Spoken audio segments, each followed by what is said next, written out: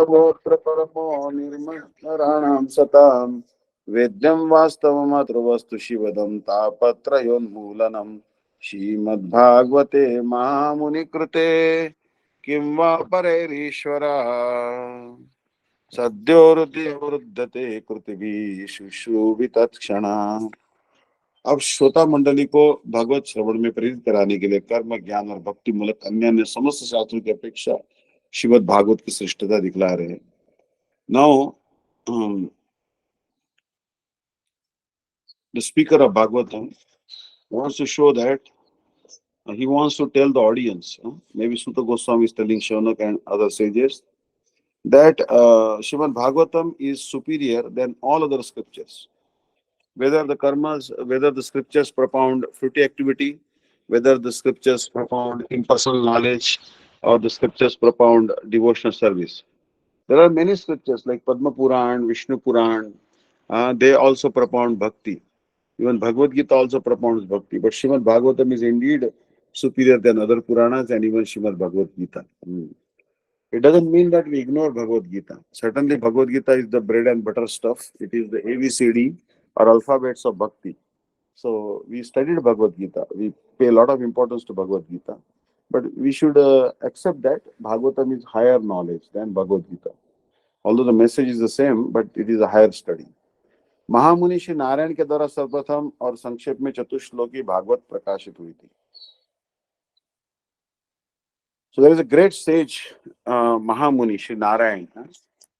This Narayan Rishi, or maybe Narayan, first of all he manifested the 4 important verses of Srimad Bhagavatam, the 4 seed verses of Srimad Bhagavatam. इस श्रीमद् भागवत ग्रंथ में दूसरों का उत्कर्ष श्रेष्ठता सहन कर सकने में समर्थ अर्थात मात्सर्य भाव से रहित समस्त प्राणियों के प्रति दयालु साधुओं का परम धर्म अर्थात कर्म ज्ञान कांड के शास्त्रों में वर्णित विषयों से भी श्रेष्ठ धर्म शुद्ध भक्ति योग निरूपित हुआ है. So here this Srimad Bhagavatam explains the topic called Shuddha Bhakti Yoga, pure devotional service. And who practices pure devotional service? The pure dharma devotional service is practiced by the saintly persons who are compassionate to all the living entities. This Srimad Bhagavatam is meant for those persons who are devoid of envy for others, or those who can tolerate the progress of others. A lot of time, we cannot tolerate the progress of other devotees or other persons. And that happens in the material world and sometimes here also. So, we should be willing to happily tolerate the success of others. So इस मत्सरता से रहित सद्धर्म में फल की कामना वाले लक्षणों से युक्त धर्म अर्थ काम और सालोक्य आदि मुक्तियों की इच्छाओं तक भी स्थान नहीं है.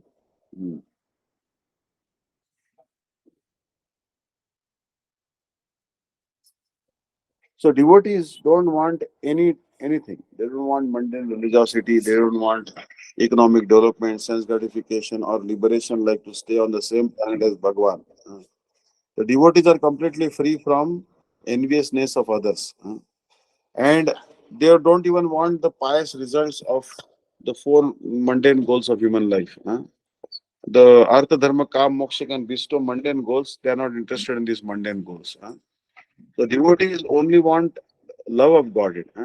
तो श्रीमद् भागवत रूपी परम ग्रंथ के अनुशीलन के फल से आध्यात्मिक अधिदैविक और अधिदैविक के तीनों प्रकार के माइक ताप और उनका मूल कारण अविद्या तक सर्वथा नाश हो जाता है.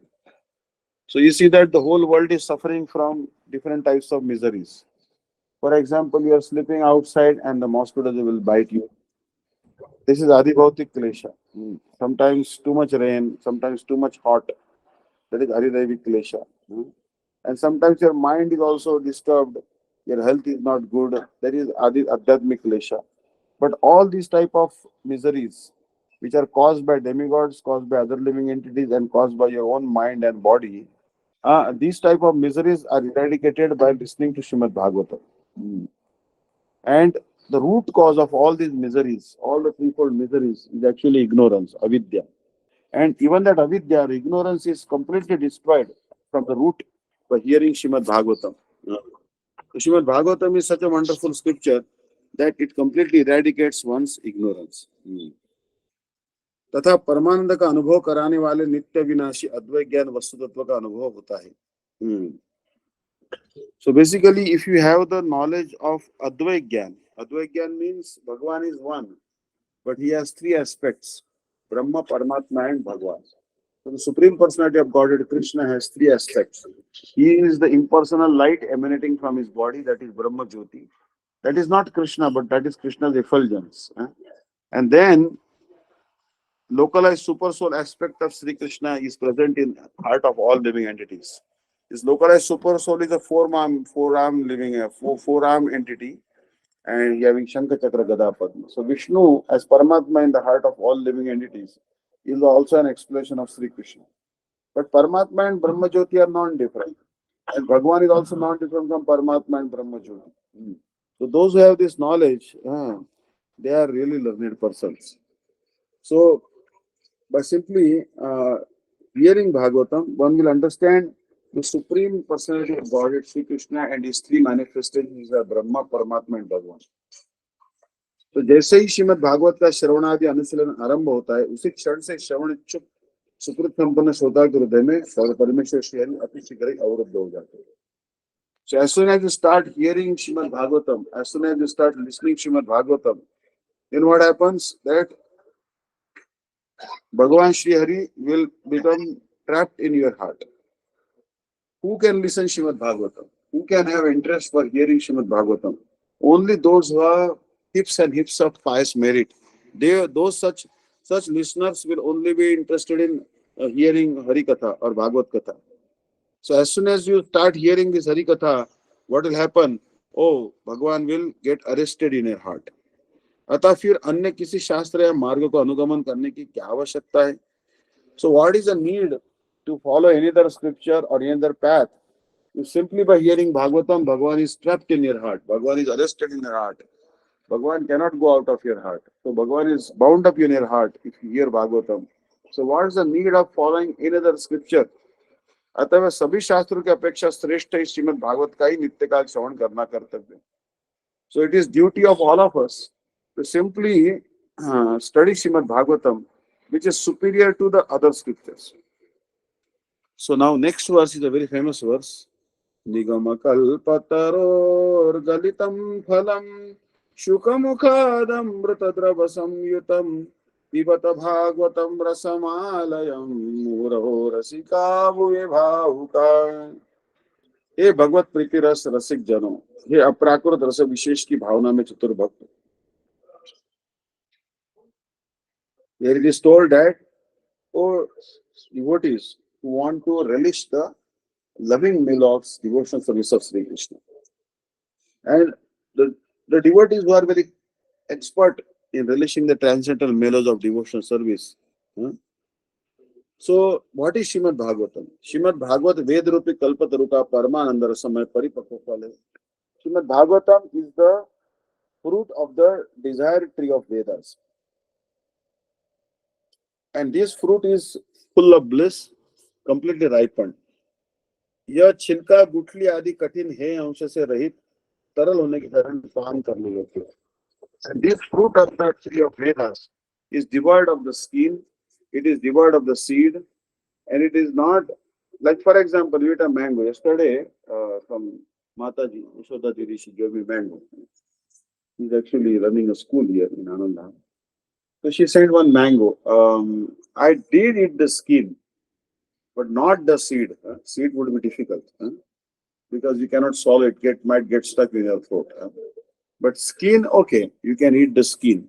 But generally, many people discard the skin also of the mango. They discard the seed also, and they only suck the juice. That's all.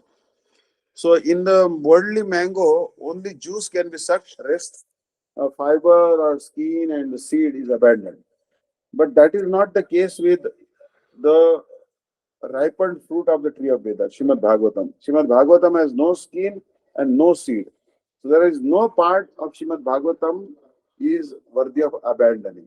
Means you cannot say that you can skip this verse of Srimad Bhagavatam or that verse of Srimad Bhagavatam or this chapter of Bhagavatam or that chapter of Bhagavatam. There is nothing to be skipped out there. Shri Shuddhadev Goswami के मुख से निकलकर शिष्य प्रशिष्यादि की परंपरा क्रम से स्वेच्छा से पृथ्वी पर अखंड रूप में अवतीर्ण इस फल को आप लोग मुक्त अवस्था में भी पुनः पुनः पान करते रहे. So actually this fruit, how it came? This fruit emanated from the mouth of Shukdev Goswami. Who is Shukdev Goswami? He is the parrot of Radharani. Any any mango fruit which is pecked by the beak of parrot, then that fruit is certainly sweet. It is guaranteed to be sweet. But Sri Shukdev Goswami spoke this sweet Bhagavatam, which is comparable to sweet mango. But suppose you Veda is like a tree, and Bhagavatam is like a mango growing on this tree, right? Mango growing on this tree. Suppose mango will fall down on the ground, then it will break, and the juice will be contaminated by the clay and dirt and sand on the ground, and dirt on the ground, and the mango will be not worthy of being eaten. But this is not the case. This Srimad Bhagavatam mango cannot break, having fallen from the tree of the Vedas, because this was gently plucked by Shukdev Goswami, and then he offered it to other devotees. Understand? He explained it to Sutta Goswami, and Sutta Goswami explained to the 60,000 sages headed by Shaunaka and others. Or Sukdev Goswami explained it to Parikshit Maharaj, and other devotees also heard it in that assembly. So in this way, we have heard this Srimad Bhagavatam from the lips of our Guru Maharaj. And he heard this Srimad Bhagavatam from his Guru Maharaj, Srila Bhakti Pragyan Keshav Goswami Maharaj. We heard it from Srila Bhakti Siddhanta Saraswati Prabhupada. He heard it from Bhaktivinoda Thakur and Gaur Kishore Babaji Maharaj. And then Bhaktivinoda Thakur heard this Srimad Bhagavatam and teachings of Srimad Bhagavatam from Jagannath Das Babaji Maharaj. So this Bhagavat Parampara, so if the fruit is handed down gently from the hand of one guru to another disciple, then another guru to another disciple, like this. So if it is handed down gently, then the fruit cannot break, having fallen directly from the tree. So that's why this tree is unbroken. And we can relish this fruit of Srimad Bhagavatam even in the state of liberation. Even if we go to the state of liberation, you can, even the Mukta Munina Mrugyam, even the great liberated persons, they relish this Srimad Bhagavatam. It means that even it attracts the liberated sages like Shukdev Goswami or four Kumaras. Now, can anyone tell me that Shukdev Goswami was in Maya before he heard Srimad Bhagavatam from Vyasadeva? Actually, Shukdev Goswami was tested. He was given the allurements or enticements in the form of beautiful women, sweetmeats, golden ornaments, palaces, gadgets, everything. But was he attracted to any of these apparatus of Maya? Nothing could entice Shukdev Goswami. So therefore, he was a liberated person.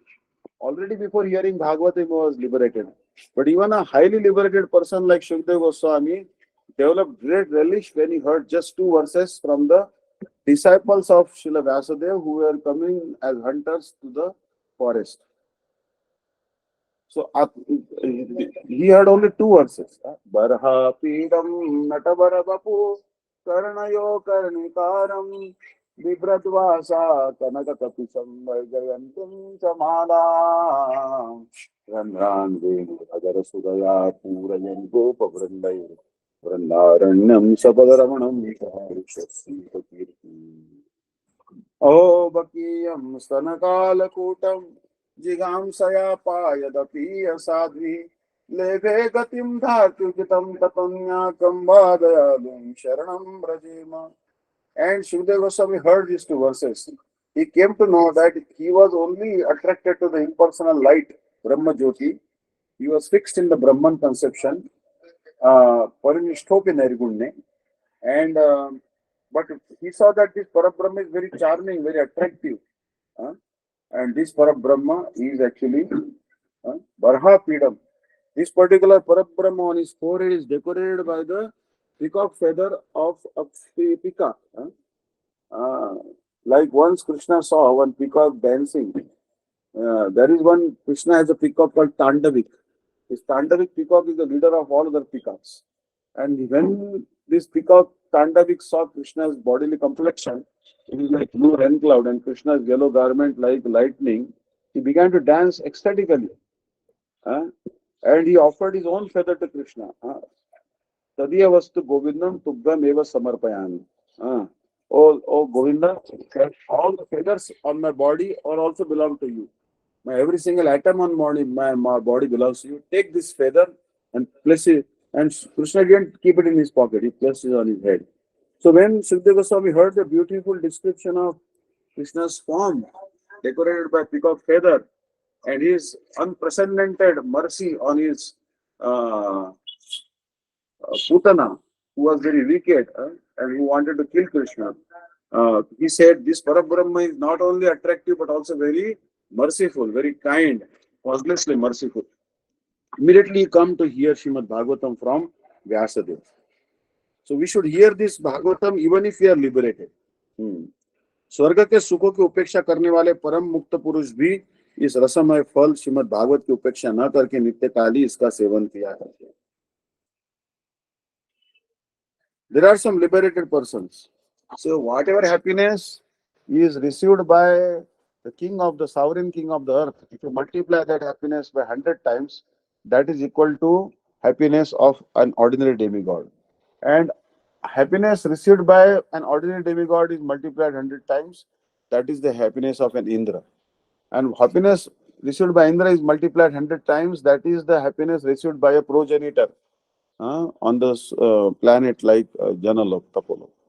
And even that happiness is 100 times multiplied, that is the happiness received by the liberated sages like 4 Kumaras, Urdhvaretas, celibate sages.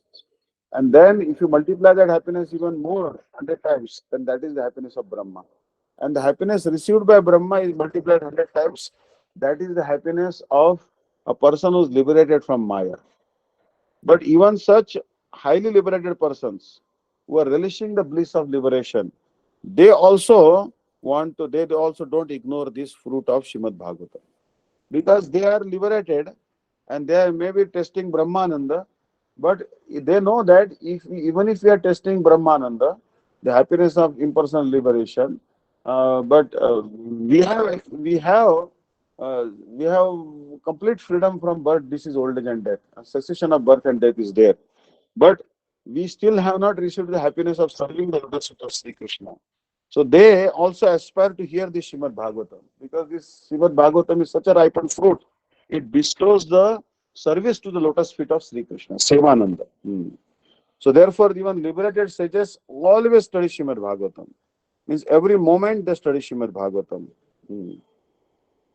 Om Naimishe Animisha Kshetre Rushaya Shaunakadaya Satra Swargaya Lokaya Sahasra Savamasata.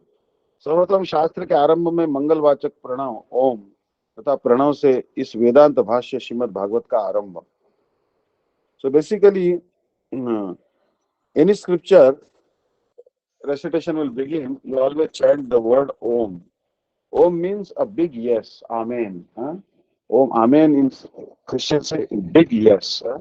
Yes, I want to understand the Supreme Personality of Godhead. Om is like inviting the Supreme to come and manifest in our heart.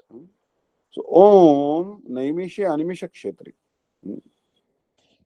So this Srimad Bhagavatam is the commentary on Vedanta. Sarva Vedanta Sarami Srimad Bhagavatam Ishyate Tad Rasamrita Truptasya Nanya Sadrati Kochit. Those who have relished this supreme commentary on Vedanta Sutra, the spotless commentary on Vedanta Sutra, Srimad Bhagavatam, they would have no attachment for any other scripture than Bhagavatam. Naimisharanya Namak Vishnu Tirtha mein. Naimisharanya, now on 4th we are opening a temple in Lucknow, that temple. So that is not far from there, there is one place called Naimisharanya. Once Lord Brahma released one chakra, and that chakra entered the ground at that place, Naimisharanya. And Brahma told, wherever this chakra I have released will enter the ground, that is the place we should perform austerities, fire sacrifice, and study of Puranas.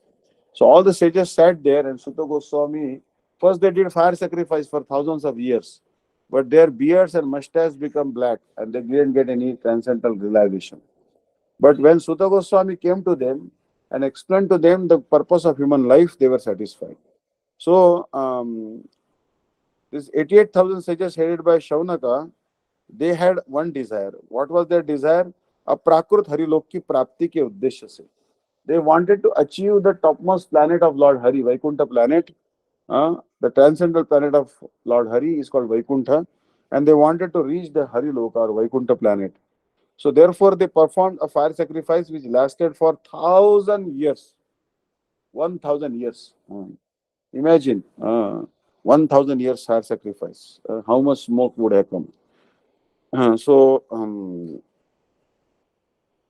तहे कदा तुमुनया प्रातर्हूत हुताग्नया सत्कृतम सुतमासीनम प्रपच्छुरिदमादरात. एक बार प्रातः काल में शौनक आदि ऋषि जब आह्वानीय आदि अग्नियों में आहुति प्रदान करके अपने नित्य नैमित्तिक आदि कार्यों से निवृत्त हो गए, तब उन्होंने महाभागवत सूत जी को बड़े आदर के साथ यथोचित अति सम्माननीय आसन पर बिठाकर पूजन किया और उनसे इस प्रकार पूछा. तो Shaunaka and other 88,000 sages, very early morning, they had completed their fire sacrifice. What is the name of the fire they had invited? That particular fire was called Avaniya. This is the mouth of the cosmic manifestation of Supreme Personality of Godhead. Virata Purusha, the universal form of the Lord, has a mouth, very big mouth, and that mouth resembles the sacrificial pit. And in that sacrificial pit of Avaniya fire, they were offering oblations. So they had performed their regular and occasional duties, Nitya Naimittik Karma, and suddenly they saw Sri Suta Goswami, who is a great Mahabhagavat, great devotee of Krishna, came there to Naimisharanya. So with great respect, they gave him wonderful asana. They gave asana, respected asana, and then they asked him this question. So very nice. We'll stop here. Verse number 6. I'll send a separate note to Vishaka Didi. First canto, first chapter, verse 6. Tomorrow we'll carry on. I request all of you that today I heard something that when you light a lamp before Bhagavan, right? Maybe it is a clay lamp or whatever lamp. Someone was telling, Rajendra Das Maharaj was telling that Puranas say that you take some rice, all right? You take some rice, not boiled rice, uncooked rice, and mix some turmeric in it. So that is called akshata, unbroken rice. And place some rice on the ground, all right, first. Some layer of rice. And then top of that, you place the lamp. When you light a lamp before Bhagavan, it should not be placed on the ground. He was telling like that. Because he says that anyone who places the lamp before Bhagavan right on the ground, not on this unbroken rice, then that person will be born blind for 7 continuous lifetimes. I was shocked. I don't have the verse from Purana, but Rajendra Maharaj was explaining the rules of deity worship. So, anyways, when you light a lamp before Bhagwan, generally we offer clay lamps in front of Kartik and other times. Just don't place it on the ground just like that. But place little akshata, unbroken rice mixed with turmeric, and then place the lamp on that. Anyways, better safe than sorry. All right. वाञ्छाकल्पतरुभ्यश्च कृपा सिन्धुभ्येव च पतितानां पावनेभ्यो वैष्णवेभ्यो नमो नमः. दंडवत प्रणाम. Hare Krishna. Hare Krishna. Thank you, devotees. So, Hare Krishna. Hare Krishna. हाँ दंडवत दंडवत. गीता माता जी. राधे राधे. तीर्थ प्रभु दंडवत. Thank you so much, all devotees. Hare Krishna. So I'll give quick Jai Dhani. I have to